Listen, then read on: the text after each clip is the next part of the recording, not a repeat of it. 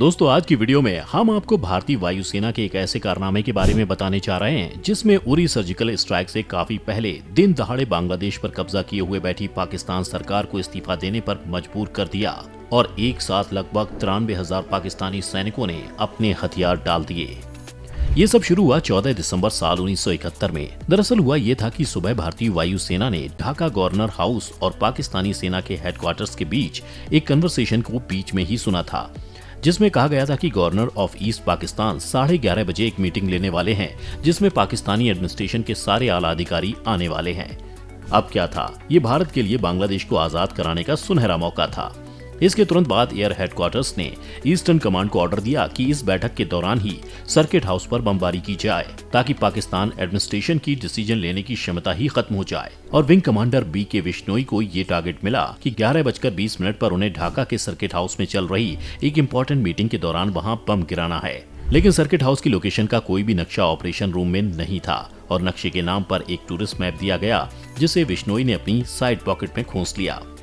Officer Bishnoi एक interview के दौरान बताते हैं कि उस समय हमारे पास हमला करने के लिए सिर्फ 24 मिनट थे और उनमें से गुवाहाटी से ढाका तक पहुंचने में ही 21 मिनट लगने थे, तो कुल मिलाकर हमारे पास सिर्फ 3 मिनट बचते थे।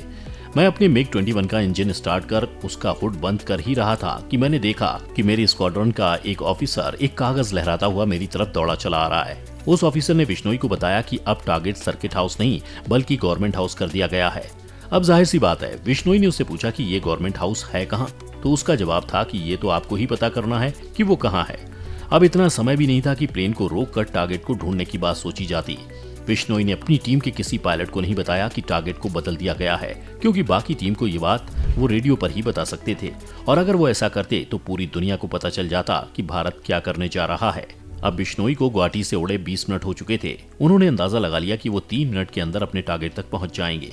उन्होंने वो नक्शा अपनी जेब से निकाला और उसको देखने के बाद अपने फेलो पायलट्स को रेडियो पर मैसेज भेजा कि ढाका एयरपोर्ट के साउथ में टारगेट को ढूंढने की कोशिश करें। अब ये टारगेट सर्किट हाउस न होकर गवर्नमेंट हाउस है।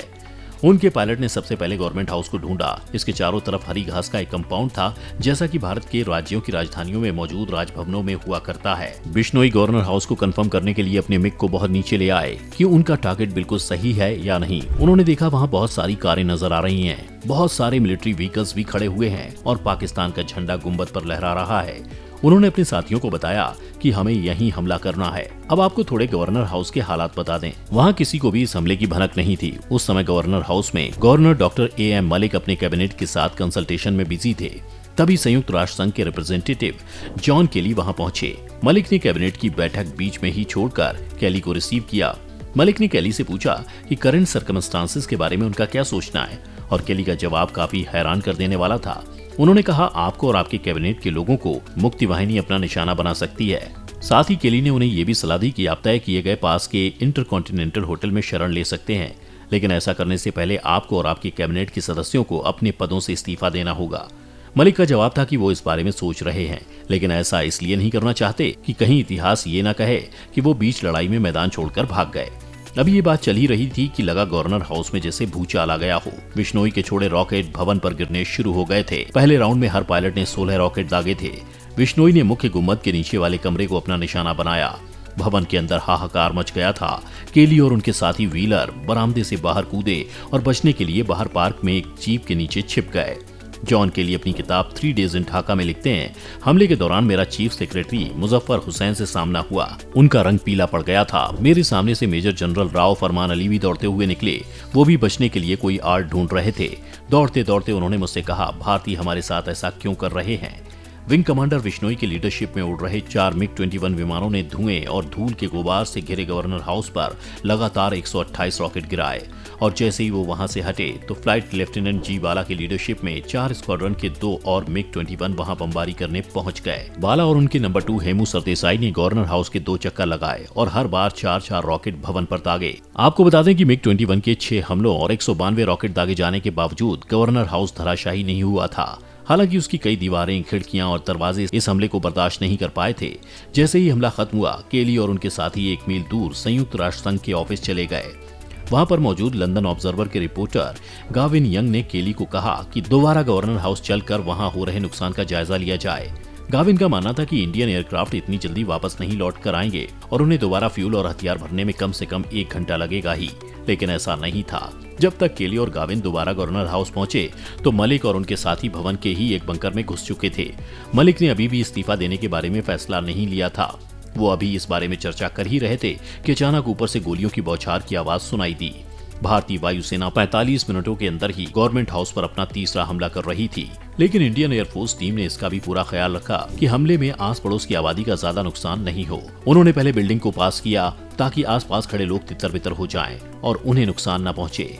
उसके बाद रॉकेट अटैक के साथ गन अटैक भी किए और अपने अटैक को हाइट पर रखा ताकि हमारी सेना उनके छोटे हथियारों की पहुंच से बाहर रह सके। अब मिशन खत्म होने के कगार पर था। गाविन यंग ने अपनी किताब Worlds Apart Travels in War and Peace में गवर्नर हाउस की स्थिति लिखी जब वो वापस जायजा लेने गए और फंस गए।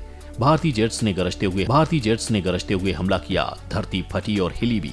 मलिक के मुंह से निकला, अब हम भी शरणार्थी हैं। केली ने मेरी तरफ देखा, मानो बिना बोले पूछ रहे हो, आखिर हमें यहाँ दोबारा आने की जरूरत क्या थी। अचानक मलिक ने एक पेन निकाला और कांपते हाथों से एक कागज पर कुछ लिखा। केली और मैंने देखा कि ये मलिक का इस्तीफा था जिसे उन्होंने वर्तमान राष्ट्रपति याहिया खां को लिखा था। मलिक ने अपने जूते और मोजे उतारे, बगल के गुसलखाने में अपने हाथ पैर धोए, रुमाल से अपना सिर ढका और बंकर के एक कोने में नमाज पढ़ने लगे। ये गवर्नमेंट हाउस का अंत था। ये पूर्वी पाकिस्तान की आखिरी सरकार का भी अंत था। 2 दिन बाद ही पाकिस्तानी सेना के 93,000 सैनिकों ने भारतीय सेना के सामने हथियार डाल दिए और एक मुक्त देश के तौर पर बांग्लादेश का रास्ता साफ हो गया। इस युद्ध में एक्स्ट्राऑर्डिनरी ब्रेवरी दिखाने के लिए विंग कमांडर S.K. कौल को महावीर चक्र और wing commander B.K. Vishnoi, Harish Masand को वीर चक्र दिया गया। दोस्तों, ये थी आज की हमारी वीडियो कि भारतीय सेना ने कैसे पाकिस्तान के दांत खट्टे कर दिए और बांग्लादेश को आजाद कराने में मदद की। आपको कैसी लगी हमारी ये वीडियो हमें कमेंट करके जरूर बताएं। साथ ही अगर आपको आज की हमारी ये वीडियो पसंद आई हो तो वीडियो को लाइक और शेयर जरूर करें। इसके साथ ही चैनल को सब्सक्राइब भी कर लें।